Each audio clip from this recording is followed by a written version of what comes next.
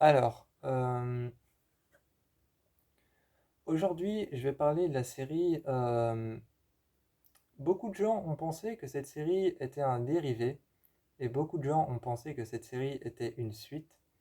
Beaucoup de gens ont pensé que cette série était une suite, donc la saison 2. Mais cette série n'est ni la saison 2, ni une suite, ni un dérivé de Haunting of Hill House. C'est simplement Haunting of Bly Manor. Haunting of Bly Manor, c'est un peu la sœur, c'est un peu la sœur de la série Haunting of Hill House. Il y a beaucoup de gens qui pensent que Haunting of Hill House va bientôt avoir une deuxième saison, c'est faux. Euh, Haunting of Bly Manor, c'est simplement la sœur de Haunting of Hill House. Parce qu'en fait, c'est sa sœur tout simplement, c'est une deuxième série. C'est une deuxième série et c'est sa sœur tout simplement. Parce que ça ne peut pas être un dérivé, parce que ça ne se passe pas dans le même univers. Et ça ne peut pas être une saison 2 parce que ça ne suit pas les mêmes événements et les mêmes cours d'événements. Mais beaucoup de gens ont pensé que c'était la saison 2 parce qu'il y avait les mêmes acteurs. Euh, Haunting of Bly Manor, j'avoue que j'ai eu un peu plus de mal à accrocher, mais j'ai trouvé la série tout de même bien. J'ai trouvé la série tout de même bien, mais j'ai trouvé les caractères un peu moins travaillés, j'ai trouvé les caractères un peu plus étranges. Les caractères étaient un peu plus étranges, mais je pense que c'est ce qu'a voulu justement Mike Flanagan. Mike Flanagan, je pense que c'est ce qu'il a voulu. Il a voulu travailler sur l'étrange. Il a voulu travailler sur... Dans ce projet-là, dans le projet Haunting of Bly Manor, j'ai beaucoup reconnu la saison 1 d'American Horror Story. J'ai beaucoup reconnu la saison 1 d'American Horror Story, qui s'appelle Mother's House. Donc j'ai beaucoup reconnu cette saison-là d'American Horror Story, Mother's House, la première saison. Je l'ai beaucoup reconnu parce que ça parle justement d'une maison qui est hantée. Et cette maison, elle est hantée. Et cette maison, cette maison qui est hantée par des fantômes, justement, si tu meurs à l'intérieur, tu es prisonnier. Tu es prisonnier, c'est comme un enfer, c'est comme une prison. Et tu peux plus en sortir. D'ailleurs, il a parlé de ça, il a parlé de l'enfer dans cette maison. Et il a parlé de l'enfer sous le... Ça s'appelle le purgatoire, voilà. À un moment, il y a un épisode qui parle d'une femme, le fantôme de Bly Manor. Le fantôme de Bly Manor, c'est une femme qui n'a pas de visage, et justement, à un moment, il parle de cette femme qui avant avait un visage, avait une vie, et avait une sœur qui l'a trahi, et s'est retrouvée dans les profondeurs d'un lac, enfermée dans un coffre. Et tout l'épisode tourne autour de ça, tourne autour de sa mort, sa sœur, comment elle l'a trahi, et comment elle s'appelait avant de devenir un fantôme. Et justement, dans cet épisode, tu vois sa sœur qui remplit un coffre de ses effets personnels et qui remplit un coffre de ses affaires et de ses vêtements et qui jette ce corps dans l'eau. Et à l'intérieur du coffre, tu vois sa sœur enfermée dans une chambre qui, elle est enfermée dans cette chambre, mais c'est comme si elle était sous l'eau et comme si elle essayait de remonter à la surface en nageant et qu'elle n'y arrivait pas. Et quand le coffre atteint le fond du lac, la chambre redevient une chambre normale et, euh, et tu la vois marcher la nuit.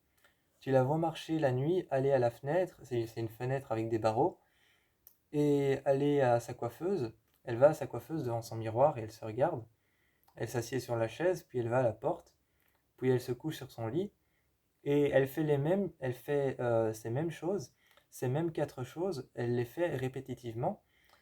Et t'as cette scène où elle répète ces choses et t'as une voix qui dit derrière, elle marche, elle s'assied, elle va à la fenêtre, elle va à la porte, elle marche, elle s'assied, elle va à la fenêtre, elle va à la porte, elle marche, elle s'assied. Et ça continue comme ça. Et le pire, c'est que c'est la voix d'une vieille femme. Et donc, c'est la voix d'une vieille femme qui raconte en fait une histoire. Et t'entends cette femme avec une voix vraiment, vraiment cette femme a une voix intelligible. Cette femme, elle a une voix intelligible, très claire, et elle a surtout une voix très neutre et très, très plate. Et donc, ça fait, elle marche, elle va se coucher, elle dort, elle se lève, elle va à la fenêtre, elle va à la porte, elle marche, elle va se coucher. Et la voix est très plate et neutre, comme s'il n'y avait pas d'émotion. Et donc, c'est assez terrifiant. Et l'ambiance de cette série, pour ceux qui ont vu American Horror Story, se rapproche vraiment très fort de la première saison d'American Horror Story. Euh, il y a beaucoup de screamers, en comparaison avec les jumpscares, il y en a moins. Il y a beaucoup de screamers. Il y a un screamer que j'ai aimé particulièrement avec une femme qui est morte dans la maison, mais elle ne le sait pas encore. Il y a une femme qui est morte dans la maison et elle ne le sait pas encore, et en fait elle avait une relation avec un homme, et elle ne s'en rend pas encore compte parce qu'elle répète plusieurs fois par jour la même chose. T'as l'homme qui l'emmène dans la maison et qui l'emmène dans sa chambre. Elle se dévêtit et elle s'habille, donc elle se dévêtit de ses vêtements, et ensuite elle se revête de ses vêtements et remet une, euh, une veste en fourrure et une petite tenue légère. Et elle se met sur le lit, et t'as l'homme derrière l'éventail qui commence à prendre des photos d'elle et qui développe les photos et pose les photos sur le lit devant elle. Et elle répète cette chose, cette scène, elle la répète plusieurs fois jusqu'à ce qu'il y ait une scène qui soit répétée et succédée de cette scène-là. Donc elle répète encore une fois ce qu'elle a fait.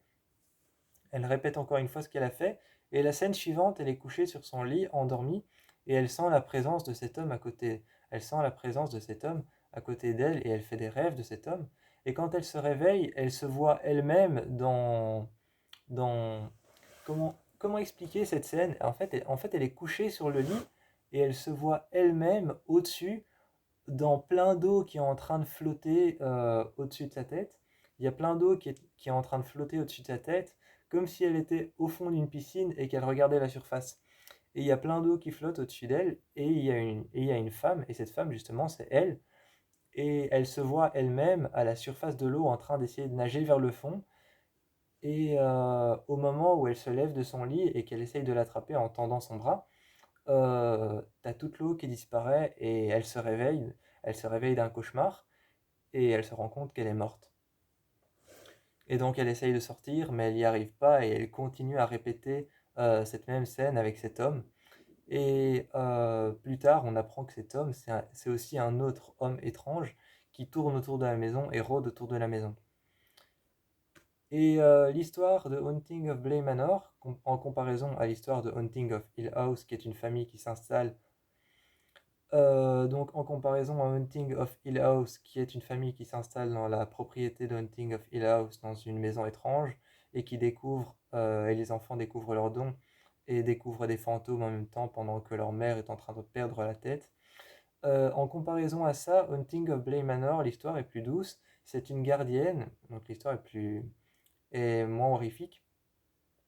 C'est une gardienne qui est venue dans la propriété de Bly Manor et qui s'installe dans un grand manoir. Et donc cette gardienne s'installe dans la propriété de Bly Manor et s'installe dans ce manoir et découvre petit à petit les membres du manoir qui font partie du service de ce manoir. Il y a une femme qui est un peu la... Il y a une femme d'ailleurs, j'adore l'actrice. J'adore l'actrice et j'adore sa manière de jouer. C'est une femme chauve. Elle est très belle. C'est une belle femme, vraiment. Vraiment, c'est une belle femme. Elle est chauve. Elle a un style très particulier, bien à elle. Et elle est, euh, elle est assez dure avec une poigne de fer. Elle est assez dure avec une poigne de fer. Elle est assez tenace et sévère. Mais en même temps, elle est très douce et très calme. C'est pour ça que j'aime bien son personnage. Et c'est un peu la bonne à tout faire de la maison.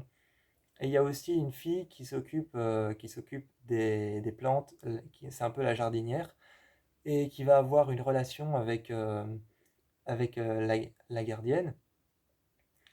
Par contre, il y a un épisode ou deux, plusieurs épisodes que j'ai pas aimé, parce que la série, justement, sur plusieurs épisodes ou deux, sur 10 épisodes comme Haunting of Hill House, sur plusieurs épisodes, elle répétait les mêmes choses. Il y a un épisode, un moment, qui parle d'un homme qui est coincé dans cette maison et il répète toujours la même discussion il répète toujours la même discussion dans la cuisine avec une femme qui lui dit qu'il est mort et qu'il est coincé ici. Il y a un autre épisode qui se répète aussi avec donc l'épisode de la sœur qui meurt. Et cet épisode-là aussi se répète continuellement pendant 40 minutes. Il y a un autre épisode aussi sur ce personnage que j'aime bien, la bonne à tout faire de la maison. Et elle est morte là depuis longtemps, depuis 1900, je sais plus combien. Et elle va toujours à un puits, elle regarde au fond de ce puits, et il y a une voix qui lui explique que son corps est au fond du puits, et qu'elle est morte là depuis longtemps. Et chaque fois, elle va à ce puits, et il y a cette voix qui lui explique ça. Et donc voilà, il y a plusieurs épisodes qui se répètent continuellement, et c'est vrai que c'est un peu ennuyant. Mais sinon, la série est quand même bien, elle a du potentiel. Elle n'est pas mieux que Haunting of Hill House, mais elle a du potentiel, elle est bien. Ce que j'ai bien aimé aussi, c'est les enfants qui sont un peu des enfants rebelles et qui sont même des enfants même terrifiants. Ce sont même des enfants qui font peur, qui sont un peu terrifiants, qui ont des réactions qui ne sont pas du tout des réactions qu'un enfant aurait. Il y a un épisode par contre que j'ai pas aimé du tout. Je trouvais qu'il n'était pas en lien avec le genre de la série. Le genre de la série, c'est horreur. Et cet épisode, ils sont en ville et l'un des personnages principaux de la série arrive dans arrive dans un grand bureau et il y a un homme vêti d'un costard qui arrive, un costard bien taillé, un costume 3 pièces, qui arrive, qui lui sert un verre de bourbon et ils commencent à parler, à faire tous les deux, et ensuite ensuite ils se retrouvent à parler à faire, et juste après ça, il va chez le tailleur et se prend le même costume et rentre au manoir. Et cet épisode, je l'ai pas trop compris. Il arrive tout à la fin et il est pas du tout dans il n'est pas du tout dans l'univers de la série. Tu as l'impression de sortir de la série pendant 1 minute et ensuite de revenir dans la série parce que cet épisode est en ville. Le manoir il est au milieu de nulle part. Et tu as un épisode de 46 minutes où tu es en ville et où tu parles à faire et où tu es avec des hommes en costard. Et après, l'épisode suivant, tu es de nouveau au manoir avec le même acteur, le même personnage qui joue d'une toute autre manière et qui joue un tout autre personnage. Et son personnage dans le manoir, c'est un homme étrange qui rôde autour des parages de la propriété. Et là, il jouait un homme d'affaires très sérieux avec un costard, un costume cravate.